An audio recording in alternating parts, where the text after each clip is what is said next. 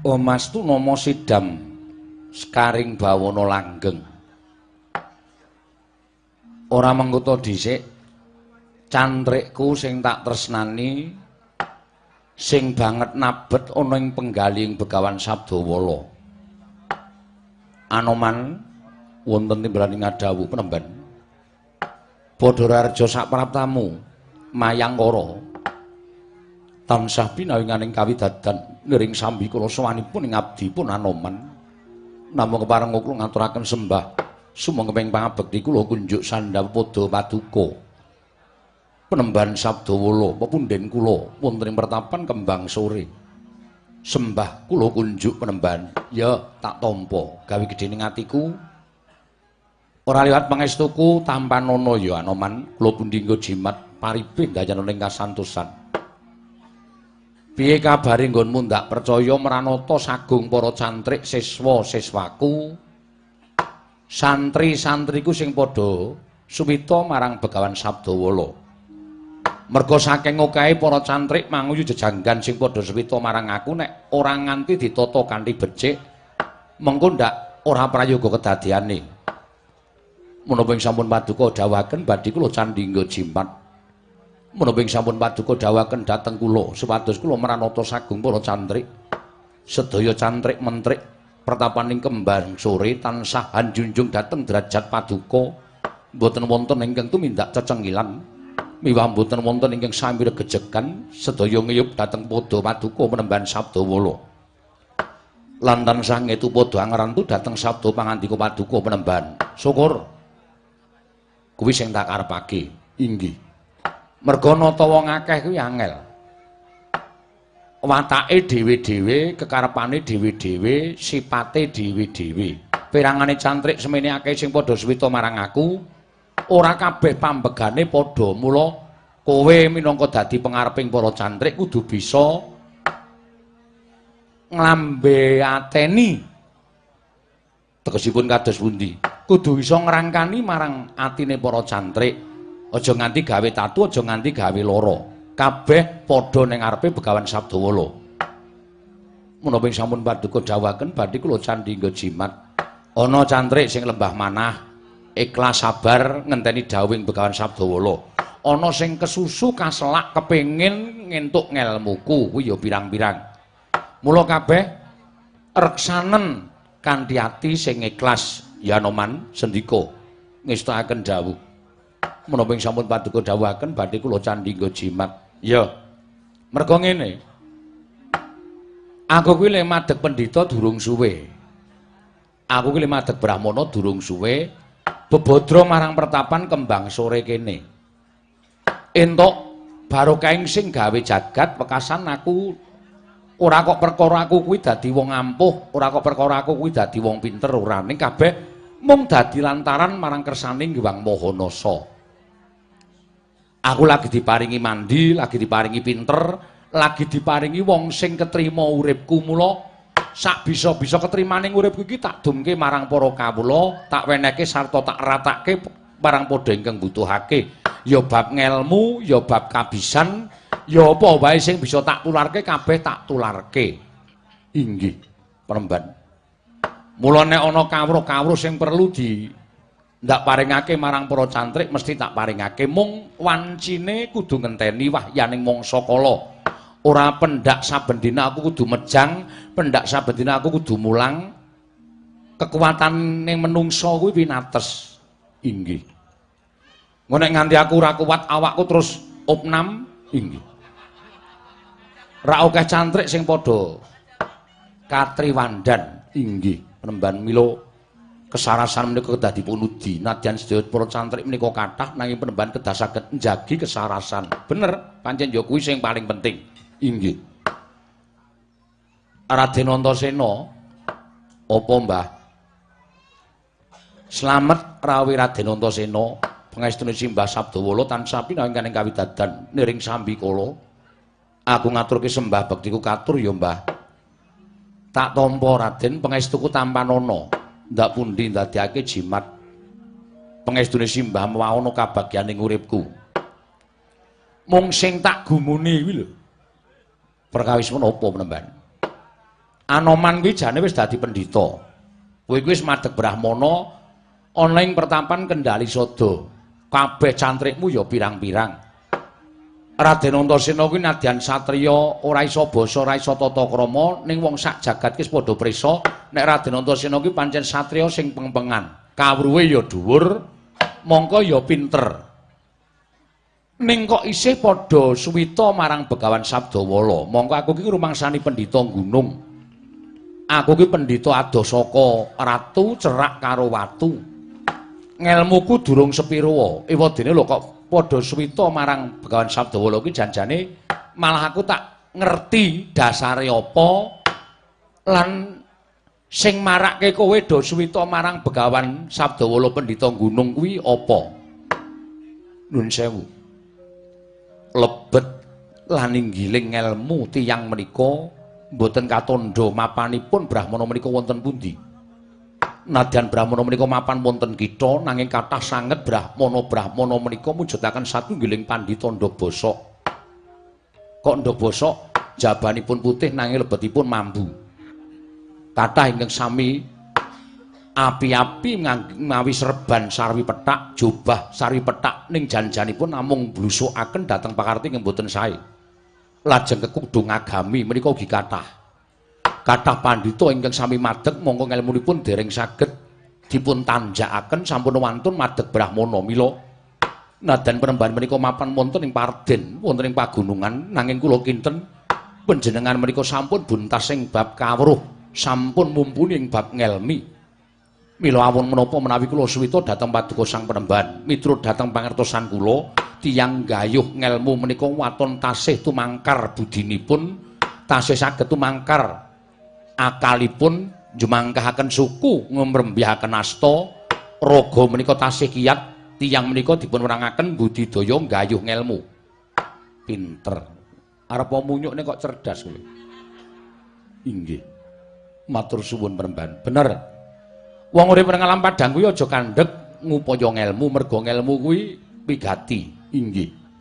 Waton iki isih sekena nggo mikir, tangan iki isih iso obah, sikil isih iso jumangkah, mripat isih iso weruh, cangkem isih iso omong. Kuwi wong kuwi diwenangake gayuh ngelmu. Ning aja sok jemen ngendhak gunaning jalma. Tegesipun kados pundi? Aja sok demen ngendhak gunaning jalma kuwi wis kedunungan ngelmu banjur ngendhak marang sing wong ora ngerti, banjur ngololo karo si bodho nanging gunggung marang si pinter aja. Inggih. Yen perlu ngelmu mau tularno marang wong-wong sing ora ngerti, sabab upama kowe nularake ngelmu, upama kowe nularake kabisan marang wong-wong sing ora ngerti, wong-wong sing ora bisa, kuwi bakal ana tembung ngelmu mau bakale temonjo, temanjane ngelmu mau yen iso diratake mring sagung sanak kadang mitra kawruh kiwa tengen lan kanca ruwang. Inggih, mekaten Penembahan. Dadi ngono suwita karo aku ora perkara dhuwur cendheke ngelmu nanging pancen kapercayanmu marang aku Anoman. Inggih. Mekaten Penembahan. Raden Antasena dasarmu apa? Kok sampeyan suwita karo aku? Blaka Suta wae, Mbah. Aku sowan ngersane Simbah Sabdawala ki mung kepengin golek ngelmu katosan. Lho. Kok ngelmu katosan? Ya, mergo aku satriyaning praja, tur aku duwe kewajiban njaga marang negara. Wong yen ora rangkep kasektene njaga marang negara, tegese bakal rubuh negarane. Mongko Ngamarta kuwi adeg lan jejeking negara Ngamarta gumantung marang nom-noman kaya aku. Ya aku, ya dulur-dulurku kabeh sing isih sak barakanku kuwi duwe kewajiban njaga marang negara Ngamarta. Lah yen nom-nomane kaya aku kuwi ringkih, ora duwe kadigdayan, ora duwe kasudibyan, terus upama negara Ngamarta ketekan mungsuh, mongko aku ora duwe kasekten, sapa sing bakal iso nyingkirake mungsuh? Oh, ya bener kuwi. Ning bab perkara katosan kuwi nek tumrap aku ora wigati kok. Lho, kok ora wigati piye, Mbah? Sebab tumrap aku duwe petungan sing jeneng akal kuwi ora bakal menang karo akal. Oh ngono. Dadi akal kuwi ora bakal menang karo akal. Mula yen ana wong akal kuwi tandingana nganggo akal. Yen perlu nganggo akal sing semeleh. tegese akal sing semeleh upama ana wong sing murina nesu karo sampeyan Raden Antasena aja mbok tandhingi nganggo kanepson nanging tandhingono nganggo rasa sabar lan ikhlas yen melu diajak rembugan sarana apik-apik sarana bedamen disirep kamurkane kuwi srana sing becik srana sing luwih apik tinimbangane adu atau sing balung muleting kulit. Oh ngono Mbah. Mula nek sampeyan arep golek katosan ning kene ora ana. Nek sampeyan kepengin entuk ngelmu sing migunani tumraping jiwa lan ragamu minangka dadi satriyaning praja ora ketang mengko padha bareng-bareng ceceker babagan ngelmu engko ora mesti entuk lan ana gunane. Ya.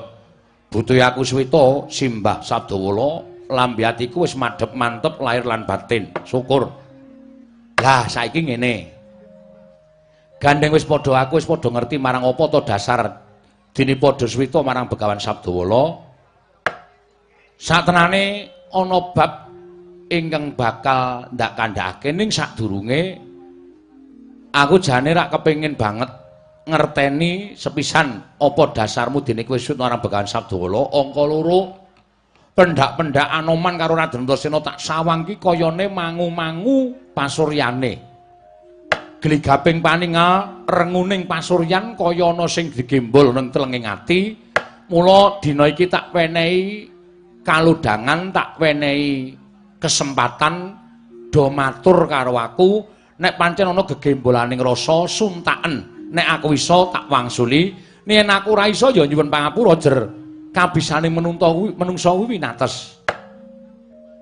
Menapa saya tamu dipun parengaken matur penembahan. Tak kaparengake Anoman sajae kok wigati ngono bakal matur menawi kepareng kula badhe munjuk atur ngarsa paduka penembahan. Rada maju. Mengko ndak rada ora krungu nggonku ngrungokke aturmu. Inggih, ngestakaken dawuh. Heeh. Kurang cetha, kakehan nganggo hands free. Oh nggih. Ngestakaken dawuh penembahan para madhelangken kula sowan. Sekaremu Anoman tak weni kamardikan. Handrah ingkang Puspitarum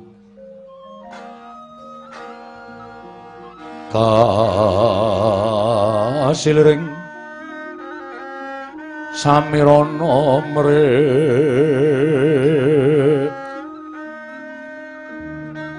Om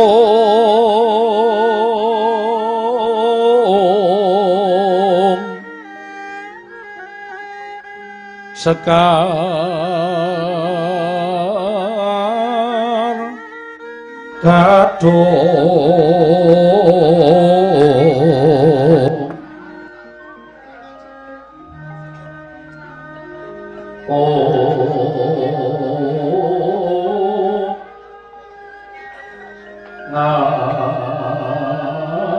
ngastandana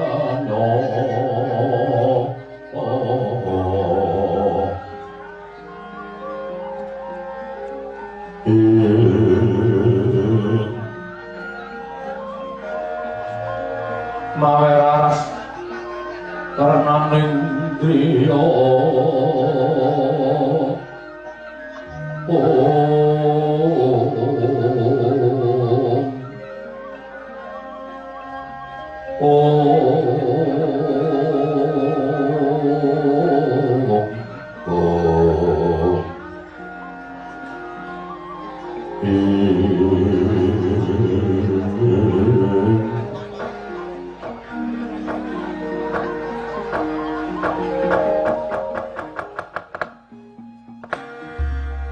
sewu-sewu kalepatanipun ing abdipun Anoman Tadhawadana menawi atur kula sakmangke adamel kogel penggali paduka menemban.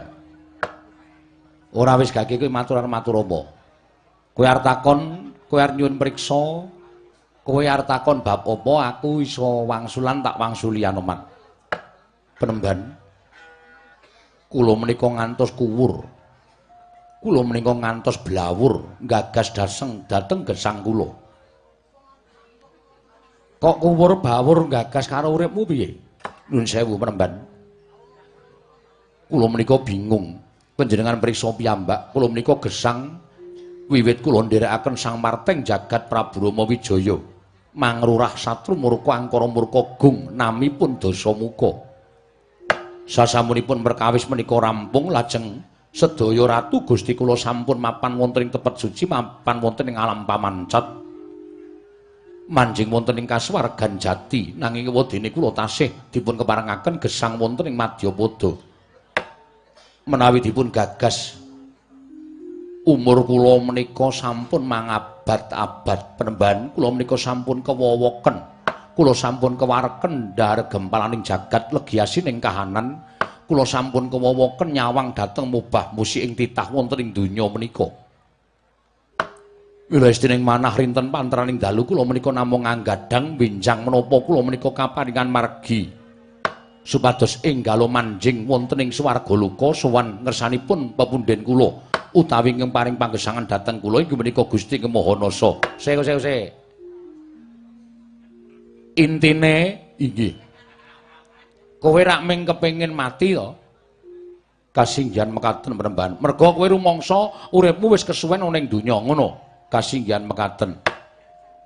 Kowe iki kethek ning koclok kok, Man. Liripun kados pundi panjenengan paring dawuh mekaten. Sik to, saiki enteng-entengan wae aja nganti kejeron. Mengko ndak malah bingung. Diwiti saka sing cethek. Inggih. Sing jeneng wong urip ana ing alam padang, sing lara wae bingung golek tamba. Ngono. Sing doloro bingung golek tamba supaya nggal waras pamrihe menise iso dawa umure. Kabeh mau nggunakake paringing Gusti sing aran pambudidaya. Nadyanto kabeh pesthi mau gumantung marang ngersaning Kang Mahanasa ning titah diparingi akal budi pikiran kuwi nggo budidaya.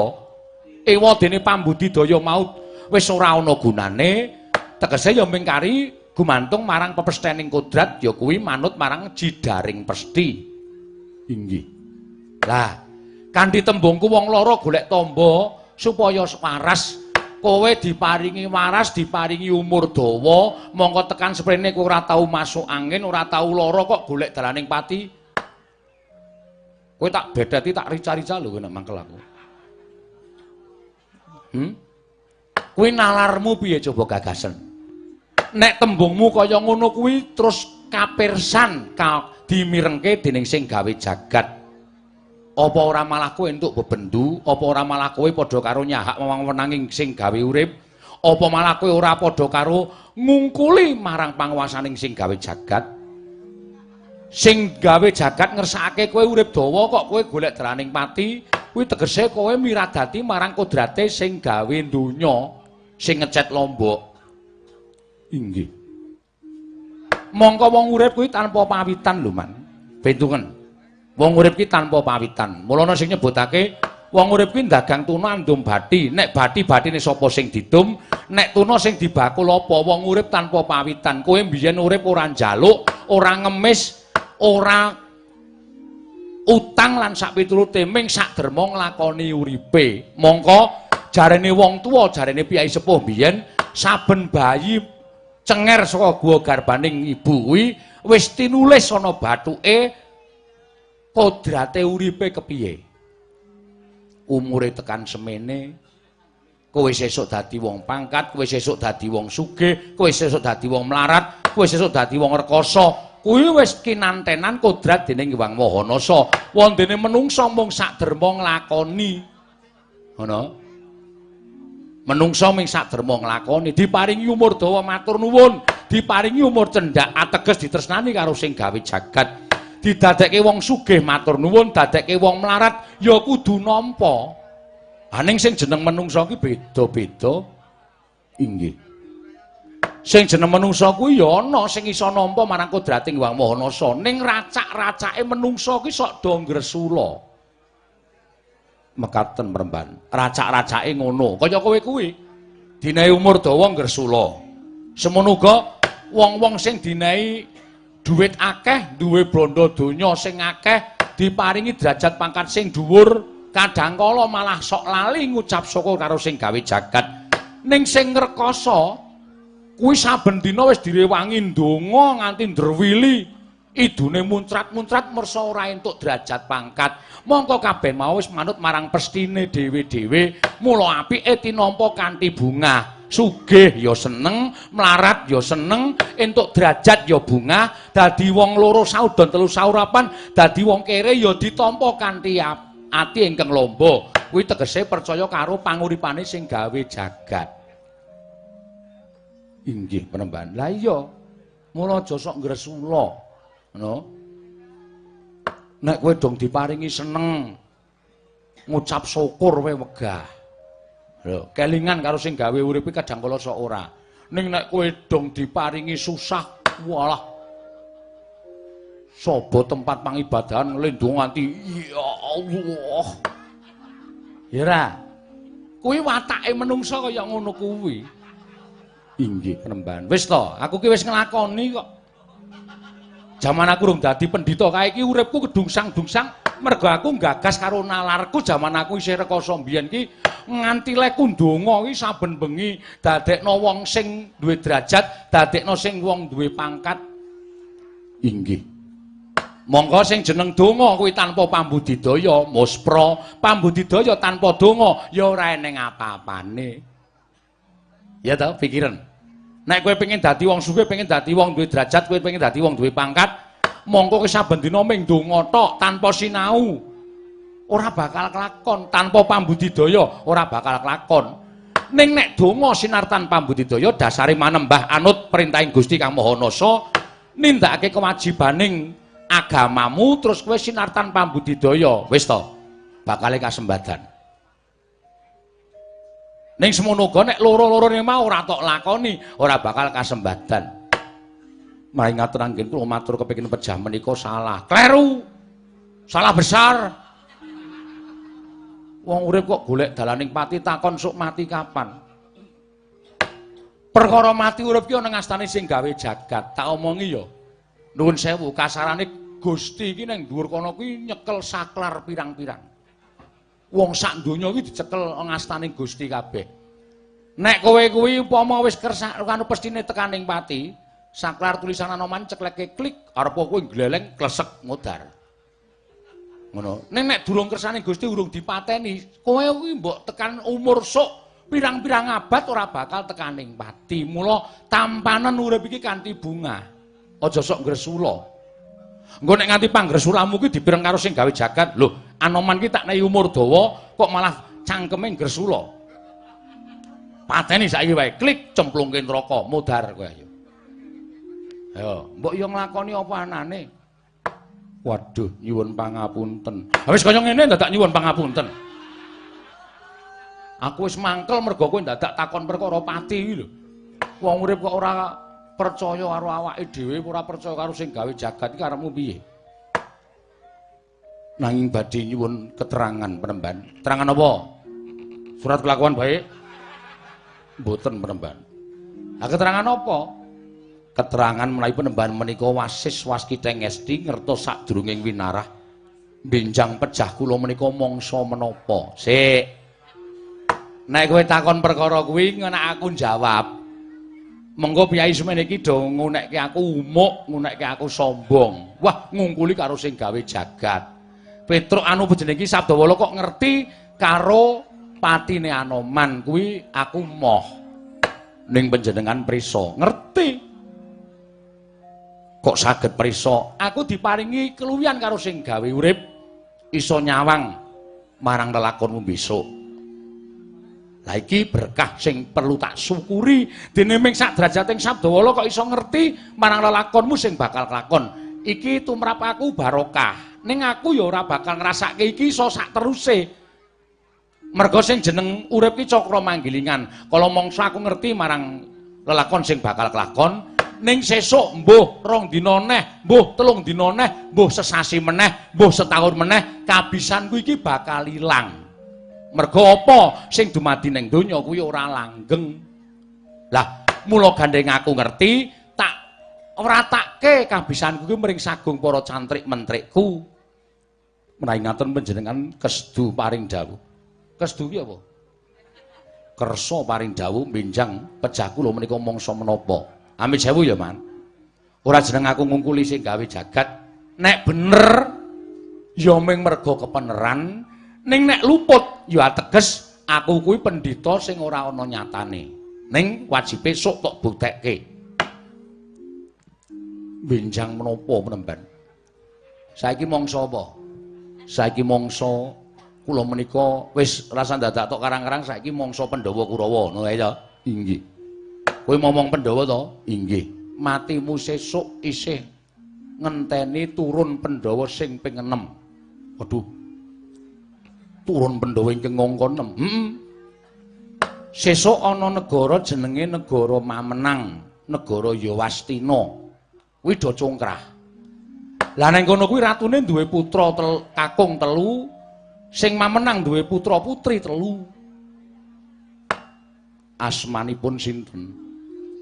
Engko aku dikira keminter meneh. Nek jane ngerti aku. Ngerti. Ngono.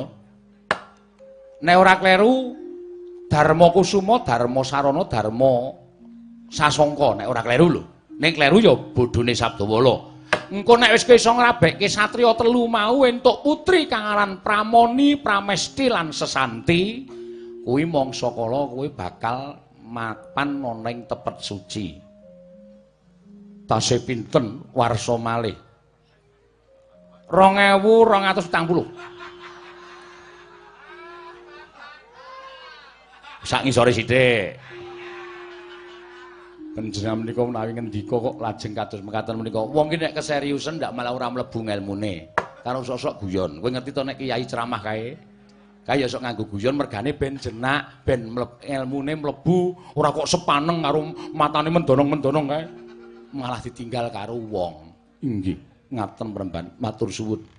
Sampun lega rasaning manah kula.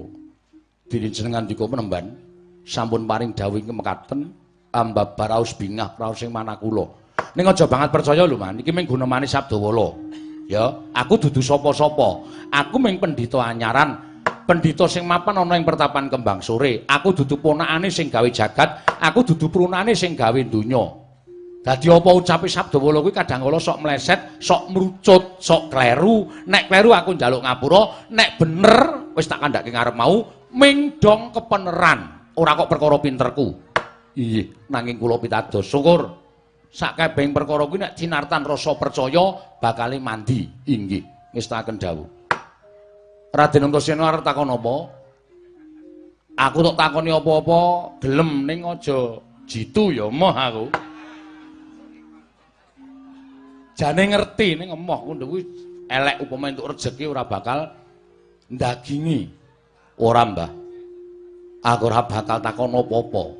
Mung pangrasaku semita marang panjenengane Begawan Sabdawala mau ndadekake uripku tentrem, uripku ayem, uripku ora kumrangsang, uripku tansah menep atine Antasena limambaran rasa sabarane ikhlas. Sabarane ikhlas kuwi gumantung marang suasana kok, Den. Suasana sing kepiye? Nek kiwa tengenmu kuwi tentrem, kiwa tengenmu ayem, kowe mapan menyang papan sing ora nate panas hawane mesti iso ngremake marang rasa. Nek kowe mapan ana ing papan sing panas hawane, kumrangsang rasane mesti bakal tuwuh rasa angkara murka. Oh ngono, Mbah. Dadi nek golek papan sing penak, papan sing sepi, papan sing ayem, kuwi pepinginan apa-apa ki bakal sirep. Oh ngono, Mbah. Iya. Nek kowe mapan ana ing nggon sing tansah kumrangsang gumrubuk mongko rame, kuwi bakal ndudul rasa nepsumu, ndudul rasa angkara murka, wekasan bakal tumindak sing ora prayoga. Contone akeh. Wong sing manggon ning nggon-nggon rame iki biasane wonge kakean emosi, ya ta? Iya, Mbah. Lah iya. Nek mapan nggon sepi, mapan nggon ayem, mapan nggon tentrem ora bakal duwe rasa nesu, ora bakal duwe rasa emosi. Ngono ya, Mbah. Mula atimu kuwi jane kaperbawan kahanan Kembang Sore. Nek kowe ning kasatriyan mestine bakal tumangkar atimu sing dudul rasa angkara murka. Nek kowe mapan ana ing kene sawetara wektu wae sampeyan wis ngrasakake tentrem, ngrasakake ati semeleh merga ora weruh marang kahanan jaba, anane mung sarwa sing disawang mung sarwa gawe sengsem ing ati. Yen ngono kepareng ora kepareng aku nderek penemban. Nadan tekan jaman apa wae waton Mremban Sabdawala Simbah Sabdawala isih lenggah ana ing pertapan Kembang Sore, lilanono aku tetep suwita ning papan kene. Lah pertapan Krandu Gumbala gandeng ra ono sing nggoni ya kapan-kapan tak koske wae, Mbah. Wis kaben aku neng kene ora apa-apa. Ya nek kowe Raden Antasena keparing kaya ngono aku mung kari manut ora iso piye-piye ning ya ngene. Kahanane ya mung kaya ngene. Lan saiki gandeng wis padha temata sarta wis padha tinarbuka nggone matur marang Begawan Sabdawala. Aku tak nglakoni kewajibanku mejang sarta menehi apa sing dijaluk dening para cantrik mentrikku, mengko ndak dikira aku ora adil sing tak caketke ming cantrikku loro, liyane mengko ndak malah padha ndakwa kalawan aku kurang adil tumrap para cantrike. Anoman sigra-sigra yen permana kanca sigra ngraken nawang sesangka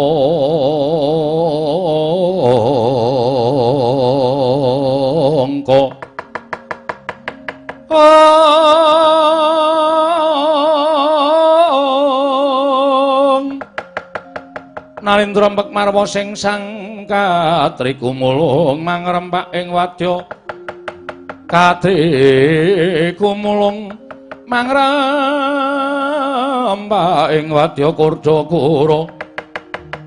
Kurdakura reka giri-giri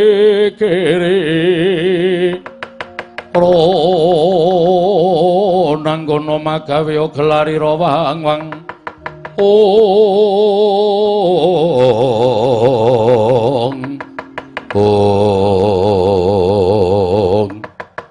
dereng paring prasami Balwacana kasaro ing mbletek-bletek minyak sagung para cantrik mangwijanggan pertapaning kembang sore nenggih Nalindra Mandura Prabu Baladewa kadhiraken kena pati pragoto ing wantun minggah pendhapi pertapaning kembang sore akarya cingak kang samya mulat mangurung bareng karo kawula iki kanca piyak-piyak ana daya minggir jaluk dalan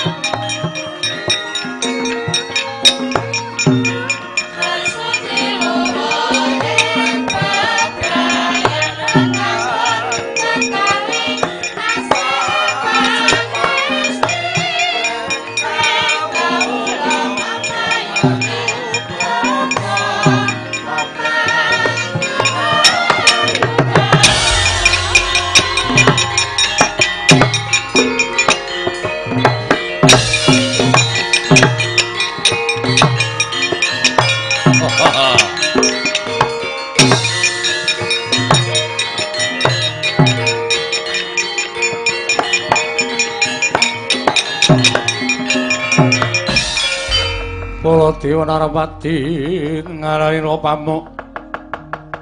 pamuknya tigang bala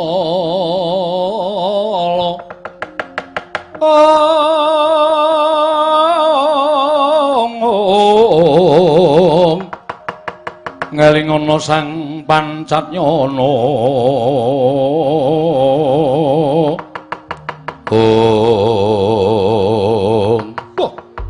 jagat wasisaning Bathara wayah bener jagat Pathik Indra Jaladewaku nganti semengko pepinginaning Baladewa kepengin suwita marang Begawan Sabdawala mbrebeki jagat akeh para nalindra satriya brahmana ingkang padha suwita marang Begawan Sabdawala Bragata wonten dawuh iki bener pertapan kembang sore miturut seratan ingkang wonten gapura Pertapan Kembang Sore Argorjo Sedayu Bantul.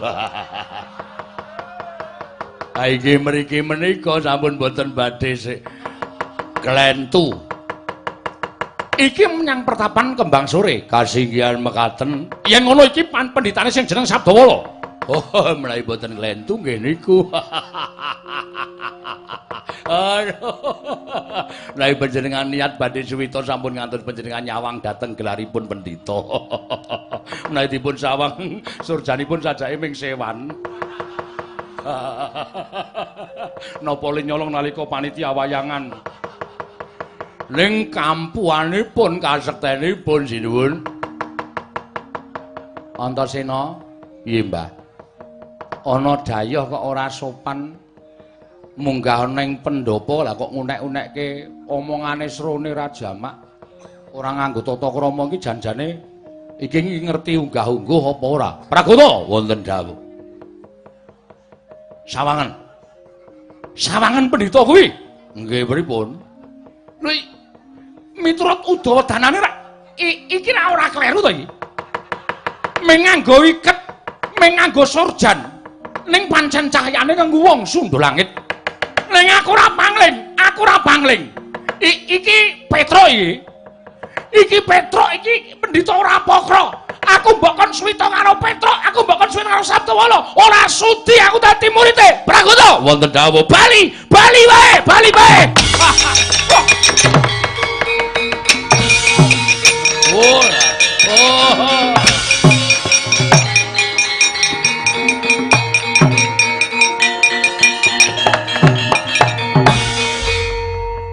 Piye kae oleh-oleh rung dikekke kok wis bali. Walah cilaka. Monggo nggawa tas kresek gedhe banget. Tak mati iki semrawang ana tulisane teh poji. Simbah ki kok nganggo sponsor barang. Lah kok rasaku kok ora penak, sajae kok ngembe karo wong liya. Ana ratu kok senengane ngias karo wujudan sing kaya aku. Ya upama ora kepengin sweta karo Sabdawala, ora rasa tekan kiri rasa ngunek-unekke kaya ngono kae, aku dipresani karo para cantrik-cantrikku. Dipresani karo para manguyu jejanggan sing padha sweta karo aku, dipresani karo santri-santriku rak. Isin to aku dikira aku ki pendhita wong loro saudon telu saurupan. Ya. Kowe aja ngina karo Sabdawala. Ngina karo Sabdawala nadyan kowe bali ora weruh kiblat mung mubeng wae ning Pertapan Kembang Sore.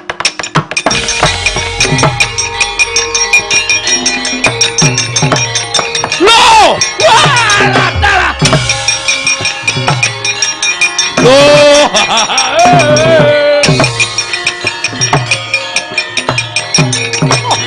Wah, latala. Oh, lan jedul kene.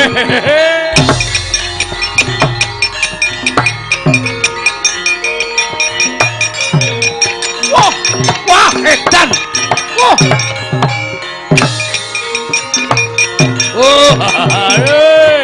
Ora.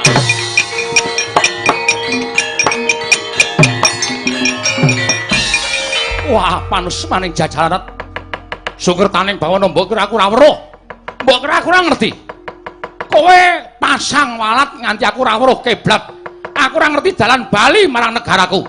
Ming mubeng minger mlebu kene, metu kono, mlebu kene, metu kono. Nek kula mlebu terus. Mlebu mriki, mlebu mriko. Ora. Kena daya kemanten malah bingung. Pripun iki? Wah, edian. Ora weruh kiblat Pragata. Lah niku ketok nek pendhita ampuh. Sampeyan ketoke ajeng kundur ning bareng metu rika menggok Gang Protelon jedul mburi ora taya. Metu mburi jedul ngarep. Aneh to? Metu mburi kok jedul ngarep niku pripun? Mergo sampeyan bingung. Kena daya kemantene Begawan Sabda. Cangkemmu iki meneng kok. Ana wong bingung kok malah cekakaan. Lah kula yo. Kula niku yo nderekke sampeyan yo melu keblasuk. Pripun? Iblis lanat. Manus maning jajaran sertaning bawana. He, Sabdawala. Nek pancen kowe pendhita ampuh, kowe kuat nadahi Kyai Nenggala, aku meguru karo kowe parat kowe.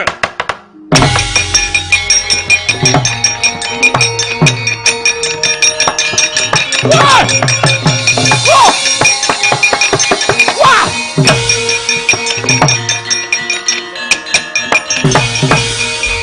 Pamer kasudebian. Kowe pamer kaprawiran kowe keparat. Arep tak tamani Nenggala kok ana pedhot peteng sing nglimputi marang kahananmu. Nganti ora bisa ditembus dening Kyai Nenggala. Wah, dianderan lagi aku weruh wong ampuh. Wah.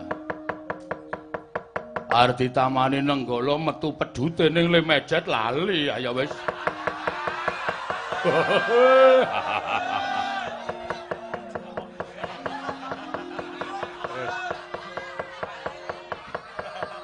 Ya wis dimaklumi karang wis sepuh.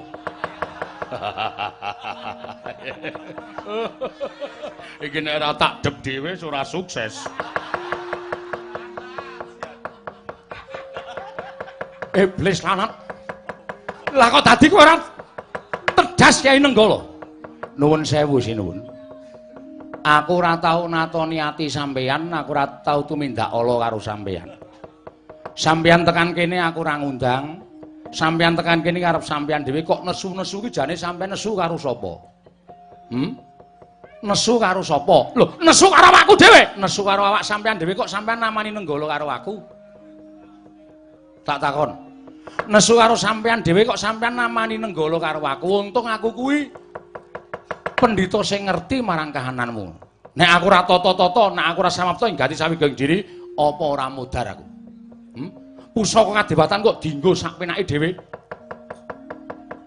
Nek sampean ora kepengin neng kene, sampean ora kepengin swita karo Sabdawala, aku ora ngundang sampean. Mang bali piye? Bali ra weruh dalan. Bola bali ping-ping gak mengkok ning papan kene. Lah niki nek sampean udu salahku. Wong ki nek ora pamit karo sing di omah, diblasukke karo sing bau reksa. Ya. Oh, bener niku. Bener dasmu kuwi. Aja nesu. Ratu Gung Binathara. Ratu disembah wong sanegara. Metu toilet.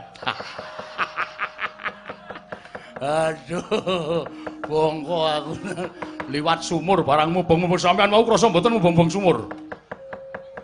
Ya aku krasa. Lah niku ana ratu kok sobo sumur.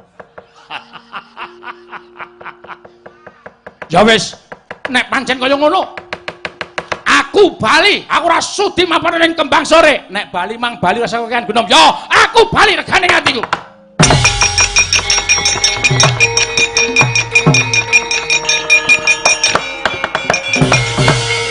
Prakuta. Aku arep bali kok sikilku ora iso obahi kowe. Barataya, senengane kaya ngono kuwi. Sikile ra iso obah. Ora. Tangane iso lho, Pak. Walah niku. Engko gek stroke. Stroke cengelmu kuwi ora. Niki obah mboten. Ora sembrono ora kok tabuki modare kowe. Nyuwun pangapunten kaliyan ingkang Mbau Reksa Begawan Sabdawala. Nyuwun pangapunten panjenengan kenging walat. Panjenengan kenging walat. Hei Sabdawala. Kowe pasang walat kowe ya? Kowe menehi daya kekuatan karo sikilku, sikilku ora iso dijunjung, ora iso pindah saka papan kene. Sik to. Aku ki ora tau pasang. Pasang ijo metu abang. Dadi aku wis kapok nek kon pasang ki males aku rasane. Aku ki ora tau pasang apa-apa, ora tau pasang daya kemanden. Ning nuwun sewu, sinuwun tak elingke. Elingke piye? Sadurunge sampeyan namake Nenggala mau, sampeyan ling ngendika piye? Ling ngendika piye? Sabdawala ketaman Nenggala ora apa-apa, aku meguru karo kowe. Mula nek wong guneman ki dadi donga. No, disekseni karo sing gawe jagat. Sampeyan namani Nenggala karo aku ora apa-apa, kok malah arep mulih, kok ora sida meguru. Aku ora sudi meguru karo dapurmu. Nek sampeyan ora sudi meguru karo kula, sak lawase sikil sampean temancep teng mriku ora iso pindah-pindah. Aduh, pipragata piye? Ah mboten ngerti. Wah edan kowe iki pateku kok ngewangi karo sabda. Ha kula niku mboten kok perkara pripun-pripun. Mbok wong niku ya nuruti karo gunemane mawon, malah kepenak. Wong wis kebacut muni suwita meguru kok panjenengan iki ora gelem meguru. Aku kon meguru karo pendhita kaya ngene aku ora sudi. Lho, sing didelok niku aja blegere ning ngelmune. Arep wujude kaya ngoten nek ngelmune dhuwur lho migunane tumrap Kanalindran Paduka Sinuwun Mandura. Ngono ya? Nggih. Nek aku ora gelem guru, ampun sikile dicor teng mriku niku. Waduh, mati aku, genah mati ngadeg. Mati ngadeg pun. Nek kula biasa mati tidur niku biasa. Ning sampean mati ngadeg kok. Napa mati kok tingil-tingil rak mboten apik. Wah. Yo. Ya wis. Ya wis pripun? Ya wis. Aku meguru. Meguru karo sapa? Lho meguru karo kowe. Lho apa ana mempre ngatasé murid kok bengak-bengok ning ngarepe guru ngono kuwi apa apik? Piye ora goto? Alon mawon. Lah meneku kulino bengak-bengok. Meguru karo kowe. Apa ana wong mlebu sekolahan kok? Selamat pagi Pak Guru. Oh mboten to, selamat pagi Pak Guru. Ngoten. Ora ana murid kok getak karo gurune tutuk garisan. Rekoso malah ini. Pun alon-alon mawon. Ya, Sabdawala. Piye? Aku meguru karo kowe. Saya tak takon. Apa ana murid kok ora basa karo guru? Waduh. Magota piye? Basa mawon. Basa niku abote napa to? Oh, sampeyan rasa dadak ngeyel. Nek ngayal sikile ora pindah saking ngriki. Selawase urip ngadeg gejejer teng mriki. Mengke kula tulisi Reca Baladewa. Wah, tutuk teklek ndasmu kowe tenan. Wah ngecek banget karo aku mboten ngecek kula niku menayogekke sing sae kok mboten perkara ngecek. Pun basa mawon. Aku muni piye? Muni maktut ngoten. Ake muni basa kok sampean. Ratu kok ora tahu basa. Oh sampean niku ratu sing ngerti tata krama unggah-ungguh ora gelem basa. Inggih. Penemban wiwit dinten menika kula suwita lan panjenengan. Lah rak ngono. Wis tenan. Inggih. Nek suwita karo aku tenan tak suwunke karo sing gawe urip sikilmu waras Prabu Baladewa. Wis, njajal ngadeka. Wah! Iso. Wih, bareng iso nggo gajul rai. Kula ngaturaken panuwun ing tanpa pepindhan. Kula ngaturaken panuwun ing tanpa pepindhan, Pramban. Mataku kena anu iki. Jupun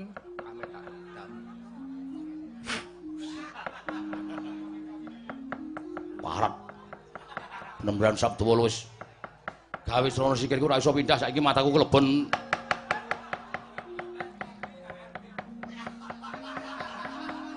Cengengesan pedes e. Wah, kualat karo iki aku.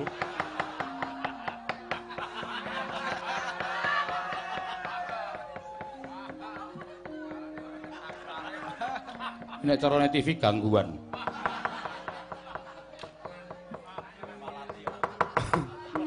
Mula sesune aja sok ngece karo wong tuwa. Arep kaya ngeten iki kanca kula James Setan Pripayangane ya.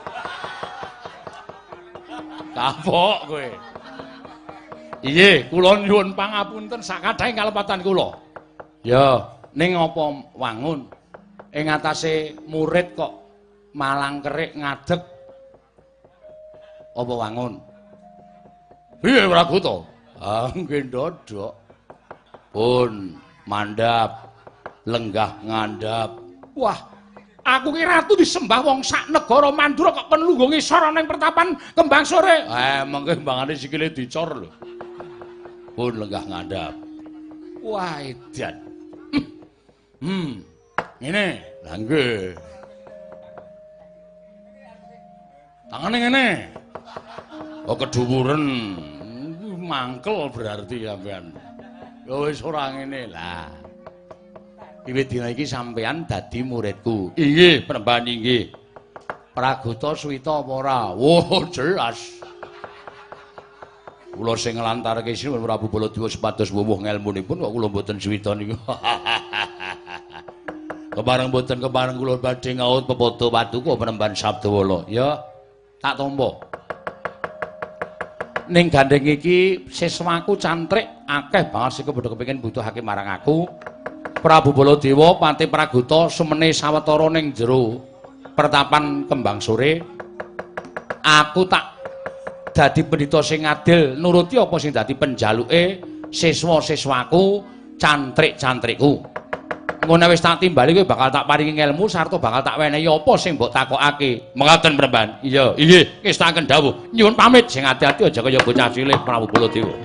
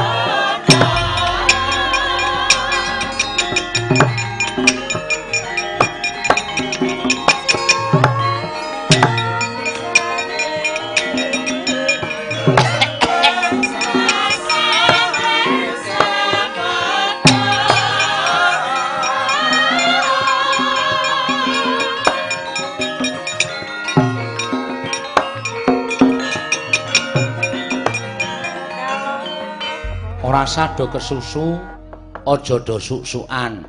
Mengko ndak malah ana sing cilaka. Siji-siji kabeh mengko bakal entuk tamba saka aku sing butuhake tamba, sing butuhake sangu tak paringi sangu. Iki sapa ngarep dhewe iki? Tobat nyuwun pangapunten Penembahan kula menika cantrik. Sampun dangu anggen kula suwita nembe sak menika saged sak pejagongan Penembahan. Sapa jenengmu? Kula Waryanti. Waryanti, inggih. Umur kawandasa gangsal. Oh iya. Lah kok rene ora karo bojomu? Tobat. Kula menika randha. Oh, randha, inggih. Bojomu seda Penembahan, pejah. Namung kerambatan uler. Lho. Kok iso? Inggih uler jaran sak andonge. Wah, remuk mesti ya, inggih. Lah terus lare kula menika tiga sedaya mbetahaken Prabeya. Monggo dasaripun kula menika mboten gadahi pedamelan kula namung sampeyan mriki tegesipun namung bebantu dhateng tangga tepalih. Monggo sedaya putra kula menika anak kula menika pengin sekolah sedaya. Nuwun sewu penemban menapa kula menika tasih pantes rabi malih. Oh isih. Sih. Lah terus kula nyuwun syarat. Supados wonten priya ingkang saged mengku dhateng kula. Oh iya. Goleka beras kuning. Inggih. Terus bar kuwi kowe macak sing apik. Ya, inggih ngestakaken dawuh. Ning syarate siji, kowe iso nae entuk bojo, ngladenana bojomu, bektenana bojomu. Inggih ngestakaken dawuh, netepana minangka dadi wong wadon. Wanita ki wanuh ing tata. Inggih ngestakaken dawuh ngabekti karo piyai kakung. Ngestakaken dawuh. Lajeng beras menika kala mau dipun menapakaken. Dadi masak ngaten. Terus karo tuku parfum. Oh inggih ngestakaken dawuh karo golek pupur. Inggih. Lajeng dipun menapakaken gorene engko tak donganane. Oh inggih ngestakaken dawuh. Matur suwun menemban nyuwun pamit. Lajeng pinten dinten anggen kula saged pinanggelan jodoh kula. Nek ora 7 dina du gedene sesasi, monggo kowe entuk karo jodohmu. Inggih. Nek mbok sesasi mboten pinanggih jodoh, kowe mrene. Kuwi gatosipun tapek dhewe. Simbah kok njur ngono lho. Nyuwun pamit penemban. Ya ya sing ati-ati. Inggih. Nyuwun pamit. Inggih. Sapa kuwi? Kula penemban. Jenengmu sapa? Kula Suhin. Ngapa? Kula niki nggadahi penyakit. Mboten saged mantun. Lah apa penyakite? Kula niki nek mlampah sekedhik kemawon mengkis-mengkis. Terus jantung kula deg-degan bantre ra jamak-jamak, telapakan kula niku kemringket gembrobyos anyep ra jamak-jamak. Oh. Heeh. Jantunge banter. Inggih. Sokne rasah digas. Direm kok rak jantunge alon. Menemban menika kula serius lho penemban. Golek odong suruh abang. Pinten cacahe? 5. Terus godhog engko banyune dombe setengah gelas sedina ping 3. Oh nggih ngestakaken dawuh karo kulinakno olahraga nek esuk ya. Nggih ngestakaken dawuh mlaku ning nggon papan sing kebak krikil dalane kuwi men peredaran darah lancar. Kuwi mergo apa jenenge sing jeneng tanganmu metu kringete iki peredaran darahmu ora pati lancar. Oh nggih. Ngestakaken dawuh pendak enjing. Pendak esuk. Mlayu-mlayu. Mlaku cepet bae wong gandeng umur wis tuwa. Nggih, engko nek mlayu-mlayu malah pedhot. Jantungmu kowe mati. Nggih ngestakaken dawuh. Nyuwun pamit penemban sing ati-ati. Menika wonten sekedhik kagem tumbas rokok. Tak tonyo kowe. Aku mbantu ora pamrih apa-apa. Wis go bali ngono kok dolanan anake. Oh matur nuwun penemban. Ses. Filter apa kretek? Filter. Kleru. So nek rene nggo kretek aku ora doyan filter. Oh nggih. Ngetaken dawuh nyuwun pamit. Kula nuwun.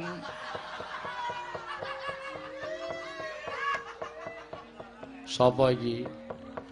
Kula pun tugiya. Nyambut gawemu?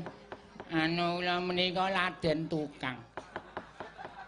Menyembahan kula niki ngangkat watu ageng terus boyok kula mak kletek. Sempriki niku nek nggo jejeg niku awak kula mboten isa. Niku supaya wangsul pulih ngagem napa? Sinartan percaya tak nehi tombo. Nggih. Dong kates nom. Nggih. Deplok. Terus campuri jahe deplok. Nggih.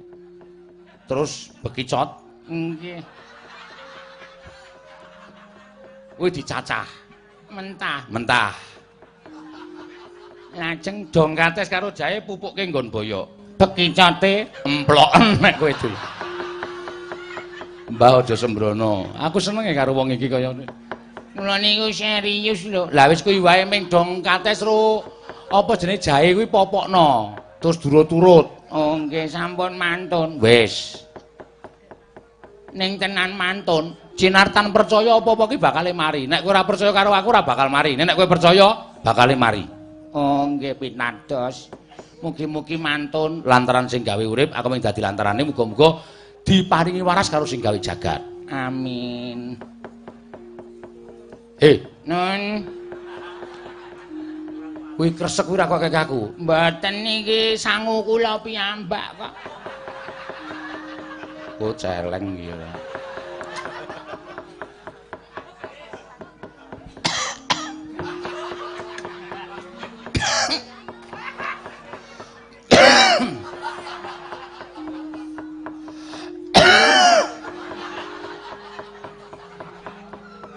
Sapa iki?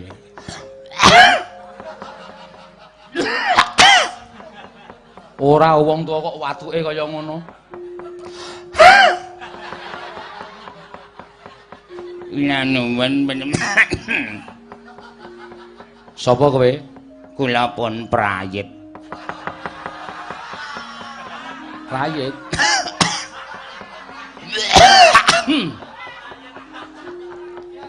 Ngopo? Batuk kula niku. Mboten iso. Mboten saged mari pun entek-entekke obat napa mawon pun kula ombe. Nganti ngentekke minyak kampak. Angger kula leletke mboten saged.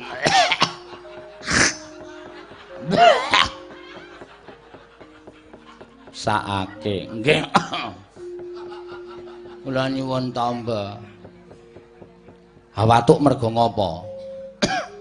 Lha niku nek sedina mboten ngombe minuman keras niku awak kula mboten penak. Mula kula tetep nyanding paling mboten nggih anggur orang tua. Kuwi sing marai elek ning kono kuwi. Watukmu ki tok gawe dhewe. Nek watukmu watuk penyakit ora mergo kowe ngombe, kuwi tak nehi tombo. Nek watukmu mergo penyakitmu watuke mergo kowe ngombe, rasakno. Kuwi undu-unduamu nggonmu seneng ngombe. Sing jeneng ngombe kuwi ngrusak marang awakmu. Ketoke kowe saiki isih kuat ngombe, sok nek saya tuwa kowe saya ngrekoso nggone nggawa raga mergo ragamu kropos ora duwe kekuatan, kabeh jero amu wis bosok mergo saka racun sing tok ombe mau. Kula niku njaluk tamba mboten njaluk ceramah.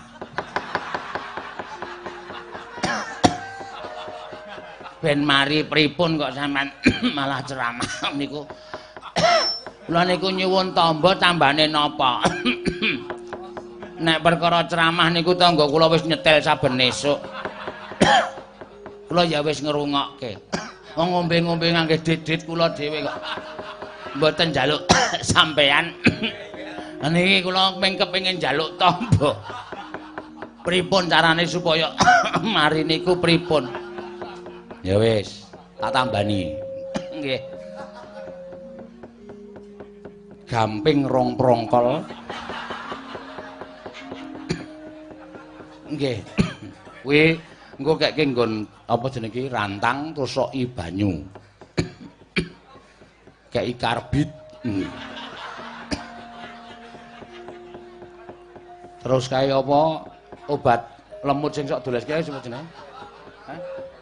Sing sok doleske kok baygon. Autan. Seneng ta kowe autan? Niku sok tak campurke tenggen beningan nek kula ngombe. Nah berarti seneng kowe. Nggih. Kuwi autan kuwi 3 wadah lebokno ning nggon banyu gamping mau. Percaya ta kowe? Picados. Ombenen. Engko ngrasake kowe teler sak penak-penake wong teler. Bar niku ae sembuh. Ning mantun to le mari sak lawase mari kowe bakal ora watuk. Nggih matur nuwun. Nyun pamit. Mengke nek kula mriki selanipun jeng napa kula betake anggur. Aku ora butuh, wis kana ombenen dhewe ning omah kana. Nggih. Anggur merah mboten kersa. Ora. Napa sing rada modern? Vodka. Nggih. Mengke dicampuri kriting ding. Kriting ding ora. Wah, jan ngrekoso. Iso mari, Mbah. Wong kono kan ora dipateni ra ana marine. Terus mau jamune mau marahi mati wis ben nengke wae. Ora gelem insap kok.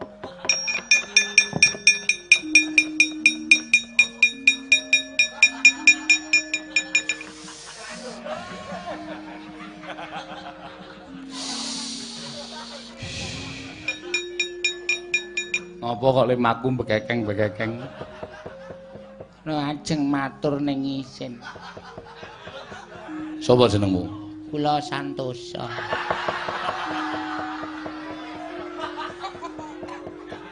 Ngapa? Lara apa? Anu, Mbah. Kula tak radi nyedak nggih, Mbah. Ya. Mengke ndak krungu wong-wong sing cantrik-cantrik liyane. Heeh. Lah niki nek pipis panas. Loru nika. Sik. Sadurunge lara kuwi kowe nek dolan endi? Mboten klentu malem Jumat kliwon wingi teng Parangkusuma. Jajan. Nggih. Ha kuwi wong ndek bojo ora kowe? Gadah. Mbok kowe iki mesake karo bojomu. Bojomu nang omah glowentah karo anak, kowe dolan klambangan sapenake dhewe, dhuwit lemu golek ngrekoso meres kringket sing kudune dirasake karo anak bojomu, tok nggo tumindak kaya ngono kuwi. Siji, kowe ndeder penyakit, loro, kowe dosa. Nggih. Ecoe. Hus.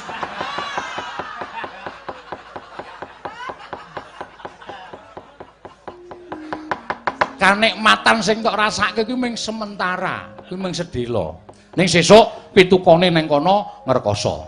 Oh kuwi entuk karma sing tok lakoni. Nggih.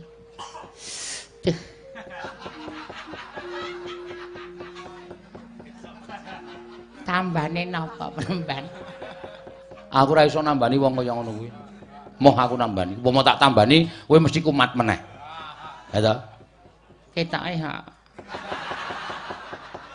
Wis kuwi ngayalmu nang kono kuwi. Wis kono bali kono dirasake. Aduh cilaka iki. Nggih diparingi tamba sithik-sithik. Kuwi tambane apa nek kaya ngono kuwi ora ana tambane. Kowe sesuk nek diparingi mari insapa ya. Nggih. Kuwi nyemlangi lho penyakit ngono kuwi.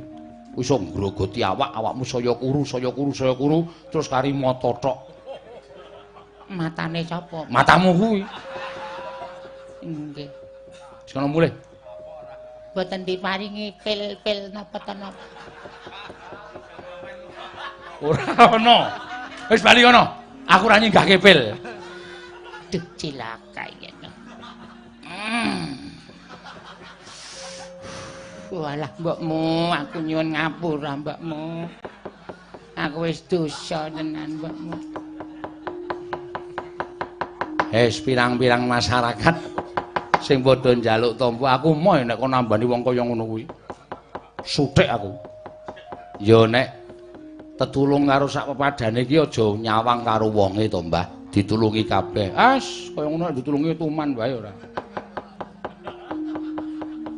Ya wis, lara tenan. Lho, kok Simbah ngerti? Aku wis tau ya biyen. Oh, ambiyen dek kowe urung dadi pendhita ya tau ngono ki to. Wah ya wis tobat ning rak wis insaf. Aku saiki wis insaf. Lho, sapa kaya Antasena? Endi Mbah? Ana dayom meneh tunggunen kene.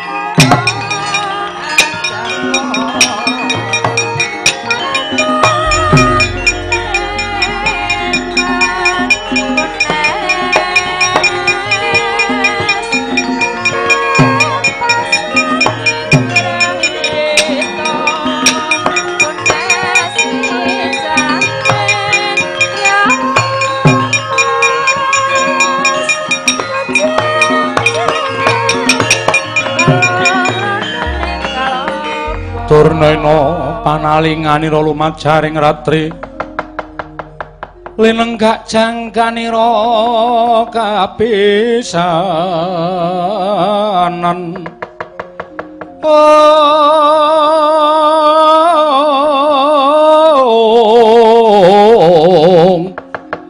Aneng perang Bratayuda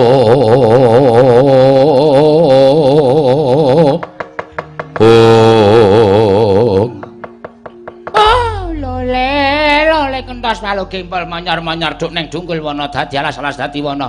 Dipate, pripun Kakang? Niki sing jeneng Sabdawala. Sabdawala? Nggih. Pandhita saking Kembang Sore. Kasinggihan mekaten. Surapakra.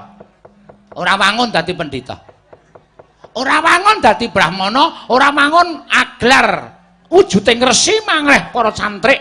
Para manguyu jejanggan ingkang sami mapan wonten ing Kembang Sore. Ning gumun kula lho, Di. Lah kok dadi semanten kathahipun para cantrik manguyu janggan ingkang sami sumuyut ngersanipun Begawan Sabdawala. Njur keluyane nggo napa? Apike nggo napa? Upama papan pasinaon ngono ora apik Sukalima mbangane Kembang Sore. Tur dasare Sukalima niku dilenggahi pendhita kondang manyar-manyar kaya ta Begawan Durna niki. Lah kok malah padha suwita karo pendhita Gunung Nangnong. Suwita marang pendhita sing mapan ana ing pagunungan sing durung karuan ngelmune apik apa ora? Ampun sok ngiyas karo wong liya to Kakang. Ketoke kaya ngoten nek tak sawang manter cahyane. Yen pundi? Lah nggih ketoke manter cahyane nek nganggo netra batin kok cahyane ketok. Oh, sampeyan niku mengaya wara, sampeyan niku mengada-ada. Katon peteng dedet lelimengan pasuryaning Begawan Sabdawala. Nuwun sewu Penemban. Sampun kinten kula menika tumambuh menawi boten klintu nyumurupi wonten ing gambar-gambar ingkang sampun ate kula sumerpi panjenengan menika apa pancen kepara saestu ingkang nami Begawan Durna. Bener, aku Begawan Durna. Wong sakmeneh kaya iki padha ngerti yen aku Begawan Durna. Saka sing tuwa tekan sing enom nek diwenehi gambarku mesti padha ngarani yen kuwi pendhita kondang manyar-manyar Begawan Durna ya Kumbayana. Ya. Ingkang wingking menapa saestu Patih Harya Sengkuni? Inggih Penemban. Kula pun Patih Sengkuni. Ora usah basa.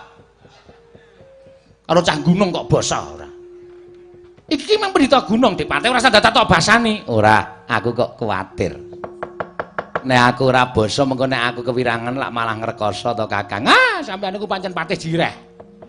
Patih Jirih. Karo wong desa kok basa iki ngapa? Awak dhewe iki wong kutha, piyayi-piyayi, para her-her, para luhur-luhur. Mungsuh pendhita kere ngene kok dadak basa iki ngapa? Iya ning aku ora usah ngendika ngono to, Kang. Aku iki tratapan nek. Aku ki wedi. Wedi ngapa? Iya nek Sabdawala wae ora apa-apa, ning cantrike kok sajake wong-wong sing do seneng gelut. Mana? Mbok endi ngono dadak mana ora. Alemat lah nika mburine nika. Loh. Ora pangling putuku Antasena. Heeh, Mbah. Aku aturke bekti ya, Mbah. Heeh, tak tambah. Kowe kok nang kene? Suwita karo Begawan Sabdawala. Cah goblok. Cah bodoh. Lah kowe kuwi duwe Mbah Begawan Durna, bapakmu wae kempi-kempi kumacelu. Suwita marang Begawan Durna nganti entuk kek kawruh panunggal, kawruh kasampurnan saka Begawan Durna. Kok kowe iki putuku dhewe tak anggap putuku dhewe kok malah suwita karo pendhita gunung ki janjane sing tak goleki apa? Coba, Sing tak goleki apa? Ngelmu ngawu gawar ngawur, ngelmu nagur ora ana gunane. Ning nek kowe suwita karo mbahmu Begawan Durna, kowe njaluk ngelmu kasampurnan kaya bapakmu bakal keturutan. Kowe njaluk ngelmu kawruh panunggal kaya bapakmu bakal keturutan. Lah kok memilih ngelmu saka wong gunung. Paling polming Pak Boletus. Tapak kebo sikile 100. Lenggok sunder. Malinge menggok asune nyanter. Lenggok suni. Malinge menggok asune Sengkuni. Nek udu kanca wis tak kampak cengele to. Apik-apik kok ngunekke wong sak penake dhewe. Loh, nyatane ngono kok Antasena? Ya, matur nuwun, Mbah. Ning aku kok kepi-kepi lan kepengin suwita karo Begawan Sabdawala. Sone wis aku rampung necep ngelmune Begawan Sabdawala, aku tak suwita karo Simbah Durna. Kapan? Formulir pendaftaran wis entek lho. Nek ora ngenteni sesuk pendaftaran anyar ora bakal iso mlebu ning Pasinaon Suka Lima. Ya, tak ngenteni sik ana pendaftaran anyar Pertapan Suka Lima. Lah rak ngono. Dadi pon yang kuwi bombong. Ora, Penemban Durna sampeyan tindak mriki iki jane arep apa? Ngene ya Sabdawala, jane aku iki gumun. Gumun setahun jegleng serendenge atase anak Prabu Duryudana dawuh kalawan aku supaya sowan ana ing pertapan Kembang Sore ingkang wigati ngendikan anak Prabu Duryudana nampa sasmitaning dewa negara Ngastina bakal kuncura anjayeng bawana. Kawula negara Ngastina bakal ketaman ayam tentrem rukun uripe yen to ketunggon pendhita saka pertapan Kembang Sore kang aran Begawan Sabdawala. Mula banjur utusan aku supaya sowan ana ing pertapan Kembang Sore ingkang wigati bakal mboyong marang penjane Begawan Sabdawala. Nah, Penemban, gandeng wis cetha apa wigatine Begawan Durna sowan ana ing pertapan Kembang Sore, mula wektu dina iki, ayo tinggalen pertapan Kembang Sore iki. Kowe tak boyong nang negara Ngastina. Pertapanmu sing ming saka triplek iki, ayo ditinggal. Ming harbot. Gendenge ming kripek ketiban bluluke pecah. Nek kowe sowan negara Ngastina kowe suwita kesana Prabu Duryudana, kowe njaluk omah sing kepiye? Mbok iki bakal keturutan. Magrong-magrong tingkat 3. Apa piye? Pagere saka Sela Perbata bakal keturutan. Kowe njaluk titian gajah iso keturutan, njaluk titian kereta sing ditarik singa cacahe 8 bakal keturutan. Waton kowe gelem sowan nang negara Ngastina. Pertapanmu iki rasa tok gagas. Cantrik semono akeh lebokke pertapan, kunci terus dijugruke, mati kabeh. Terus kowe engko sowan nang negara Ngastina wis ora ana masalah apa-apa. Kowe njaluk pangkat apa? Kowe njaluk pangkat Tumenggung. Kowe njaluk Brana Picis Prabaya, Wastra, Sandangan Bludru Sinesutya bakal kasembatan. Ning waton kowe gelem menyang negara Ngastina. Penemban. Nadyan papanku ming sarwa Cumpen, paparku ming sarwa Prasaja, ning tumrap aku betah nang kene. Merga nadyan aku diguruki nganggo Brana Picis, guruki nganggo derajat pangkat, nek uripku ora tentrem muspra tanpa guna. Tur aku ora iso numanjakake ngelmuku marang sak pepadaning urip kanggo bebantu marang para kawula sing padha mbutuhake kelawan aku, kuwi tumrap aku muspra tanpa guna. Mula sing gedhe pangapuramu nek sampeyan rawuh ning papan kene arep mboyong kelawan aku, nuwun sewu nadyan mbok iming-imingi nganggo Brana Picis yen perlu bondo jagat iki mbok lumpukke. Mbok sokke ning pertapan kene aku ora bakal kegut nderek karo sampeyan Penemban Durna. Piye? Kepiye kowe mau? Muni apa kowe? Wis tak pikir lemu omongan ki mau. Sabdawala? Kowe kuwi sadar ora? Kowe kuwi genep panca indriyamu ora? Kowe adu arep karo sapa? Kowe adu arep karo sapa? Iki Pendhita Durna. Wong sak donya tepung kabeh karo Pendhita Durna. Aku termasuk Armet. Apa, Kang? Armet. Sing cah kondang niku artis. Kok Armet? Tentara nggih niku? Nggih. Aku termasuk wong sing kondang. Dadi kowe rasa merno-merno karo Begawan Durna. Ayo, mangkat to. Mangkat to. Mangkat to. Nek kowe ora gelem mangkat apa kelakon aku ngrudo peksa karo kowe. Lho. Kok sampean ngendika kaya ngono? Aku ki wong merdika lho, Mbah. Aku ki wong merdika, Penemban. Dadi aku ora kabondo dening sapa wae. Kene iki ora kebawa perintah negara ngendi wae. Sapa sing tekan papan kene iki ora iso meksa marang Begawan Sabdawala. Neng Begawan Durna iso, mergo aku nguwasani sak jagat raya. Ratusan donya iki kabeh tau suwita karo Begawan Durna, tegese aku duwe panguwasa sak jagat raya iki. Wo lah wong kok umuke kaya ngono lho. Sing duwe panguwasa sak jagat raya iki ming sing gawe jagat to sing gawe urip ya kuwi Gusti Kemahanasa. Nek sampeyan wani ngendika kaya ngono kuwi tegese sampeyan wani ngembari panguwasane sing duwe jagat, sing gawe jagat. Ya ngono apa piye? Ya ngono apa piye? Nek sampeyan arep meksa karo aku njajal, mang peksa. Ning sampeyan ora iso meksa karo Begawan Sabdawala, tak sumpahi eneng pendhita kondang kewirangan ning Kembang Sore. Penak kesik kula tak metu. Teng pundi Dik Pati? Ngerokok. Teng mriki mboten napa-napa. Mboten, kula tak ngerokok ning jaba wonten pun wonten tulisane. No Smackdown.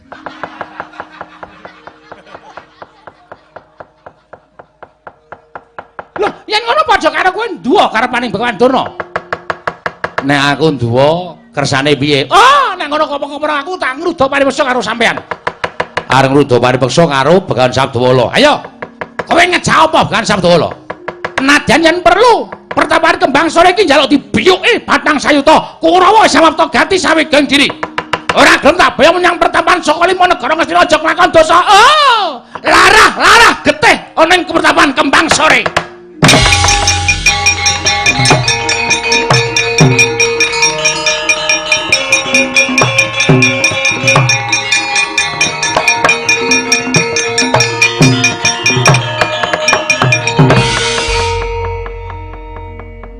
Antasena? Heeh. Ngapae? Aku mung pengen krungu ngendikane simbah sing keri dhewe iki mau. Sing endi? Sing keri dhewe iki mau. Arep omong apa sampean kok ana tembung larah getih ning pertapan Kembang Sore? Wong dodol saren kok. Ora, aku pengen ngerti kowe omong piye. Kowe omong piye? Dik Pate. Pripun? Mpun le udut. Mpun. Tindak mriki? Emoh kula teng mriki mawon. Ajeng nyumet melih. Engko nek lara lho paru-parune. Kajenge ya ben mangrampungi dhewe.